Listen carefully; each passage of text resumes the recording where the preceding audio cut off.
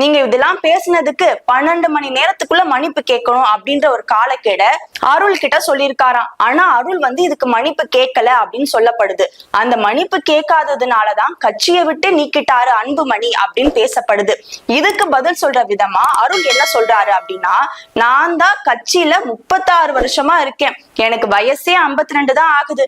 ஆனா என் முழு வாழ்க்கையும் நான் பாமகவுக்காக கொடுத்திருக்கேன். பாமக சார்பா பல கிராமங்களுக்கு போயிட்டு வந்திருக்கேன். என்ன கட்சியை விட்டு நீக்கிற அதிகாரம் எங்க மருத்துவர் ஐயா ராமதாஸுக்கு மட்டும்தான் இருக்கு, எங்க செயல் தலைவரான அன்புமணி அவர்களுக்கு இல்ல அப்படின்னு அவரோட கருத்தை ரொம்ப தெளிவா சொல்லியிருக்காரு. இதை ஏன் அன்புமணி செஞ்சாரு அப்படின்னு பாமகக்குள்ள இருக்கிறவங்க பேசிக்கிறது என்னன்னா, கடந்த சில தினங்களுக்கு முன்னாடிதான் இந்த சமூக ஊடக பிரிவு செய்தியாளர்கள் சந்திப்புல அன்புமணி பேசியிருப்பாரு, ராமதாஸை சுத்தி 3 தீய சக்திகள் இருக்குன்னு. அதுல ஒரு தீய சக்தியா அன்புமணி குறிப்பிட்டது சட்டமன்ற உறுப்பினர் அருளதான் அப்படின்ற ஒரு பேச்சு போச்சு.